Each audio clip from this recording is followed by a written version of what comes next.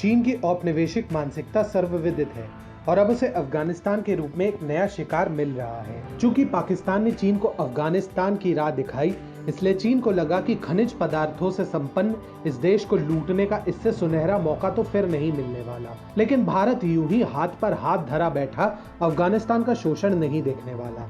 अब भारत ने अफगानिस्तान को चीन और पाकिस्तान के दोहरे प्रकोप से मुक्त करने के लिए कमर कस ली है। चीन का अफगानिस्तान पर किसी प्रकार का वैधानिक अधिकार नहीं है और इसीलिए वह पाकिस्तान के कंधे पर बंदूक रखकर अपना निशाना साधता है। वही भारत ने न केवल अफगानिस्तान की रक्षा की है अपितु उसके पुनर्स्थापना में काफी हद तक सहायता भी की है। इसलिए भारत अफगानिस्तान के शांति समझौते में सक्रिय रूप से हिस्सा ले रहा है ताकि काबुल पर चीन और पाकिस्तान की पकड़ मजबूत न होने पाए। हाल ही में भारत के विदेश मंत्री डॉक्टर एस जयशंकर ने दोहा में हो रहे अफगान शांति समझौते में बतौर विशिष्ट अतिथि हिस्सा लिया, जहां उन्होंने ये भरोसा दिलाया कि भारत अफगानिस्तान की हर संभव सहायता करेगा और वहीं बिना तालिबान का नाम लिए उसे एक स्पष्ट संदेश भी भेजा। तालिबान को उसकी असली जगह बताते हुए भारत ने एक ही तीर से चीन और पाकिस्तान दोनों को ही उनकी औकात दिखा दी। जब से अमेरिका ने अफगानिस्तान से हाथ पीछे खींचे हैं, भारत ने अफगानिस्तान की देखरेख का जिम्मा संभाल लिया। एस जयशंकर ने स्पष्ट किया है कि अफगान शांति प्रक्रिया में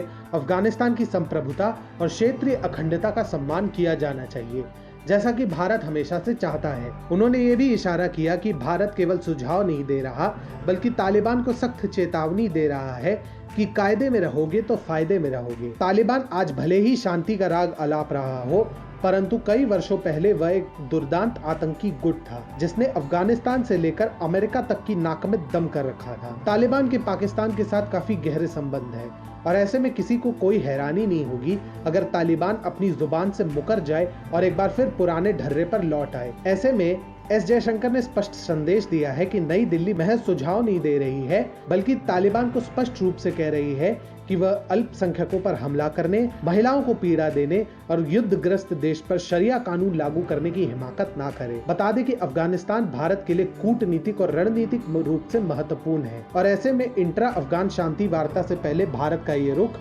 काफी महत्वपूर्ण हो जाता है। वहीं चीन पाकिस्तान के सहारे अफगानिस्तान में घुसना चाहता है ताकि वह अफगानिस्तान में बेहिसाब लूटपाट कर सके, लेकिन चीन के संबंध भारत जितने मजबूत तो नहीं हैं जो वह अफगानिस्तान को अपने जाल में फंसा सके। भारत ने जिस प्रकार से अफगानिस्तान की पुनर्स्थापना में सहायता की है उससे दोनों देशों के बीच के संबंध काफी मजबूत हो चुके हैं और इसीलिए अब भारत खुलकर तालिबान को चेतावनी भी दे सकता है। भारत ने स्पष्ट कर दिया है कि वो अफगानिस्तान को अस्थिर करने वालों के खिलाफ चुप नहीं बैठेगा। चीन बीआरआई के जरिए अफगानिस्तान में घुसपैठ करना चाहता था, परंतु उसका अपना सीपेक ही बलूच क्रांतिकारियों के कारण खतरे में पड़ चुका है और ऐसे में अब अफगानिस्तान में चीन का कम और भारत का पलड़ा ज्यादा भारी दिखाई पड़ता है। यदि सब कुछ सही रहा तो अफगानिस्तान एक दिन चीन और पाकिस्तान के प्रकोप से पूर्णतया मुक्त भी हो सकता है।